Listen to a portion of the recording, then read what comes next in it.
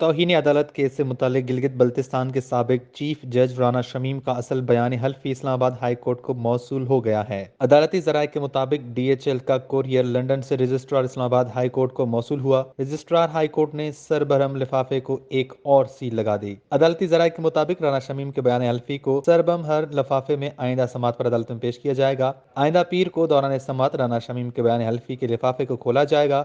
लिफाफे पर कॉन्फिडेंशियल के अलावा लिखा है कि सिर्फ चीफ जस्टिस खोल सकते हैं। इससे कबल साबिक चीफ जज गिलगित बल्तिस्तान के खिलाफ तौहीन अदालत के केस में राना शमीम पर फर्द जुर्म आयद करने का फैसला मौखर कर दिया गया।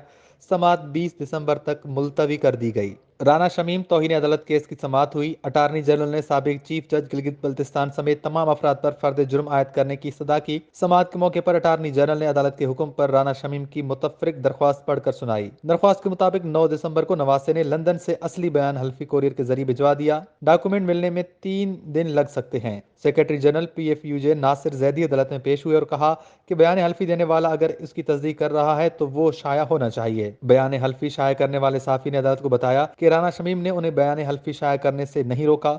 चीफ जस्टिस ने सहाफ़ी को मुखातिब करते हुए कहा कि आपको बहुत पहले से जानता हूं, आपकी अच्छी साख है। अदालत आपसे बयान हल्फी हासिल करने का सोर्स नहीं पूछेगी, लेकिन यहाँ सवाल अदालत की साख और उस पर अवाम के एतमाद का है। हम इस मामले को बैनुल अक़वामी क़वानीन के तनाजुर में देखेंगे। अगर वो डॉक्यूमेंट खुफिया हो तो क्या फिर वो बयान हल्फी शाया होना चाहिए? ज़ेरे इल्तवा अपीलों पर इस तरह रिपोर्टिंग नहीं हो सकती। चीफ जस्टिस ने कहा कि राना शमीम कहते हैं कि बयान हल्फी नोटरी पब्लिक से लीक हुआ होगा।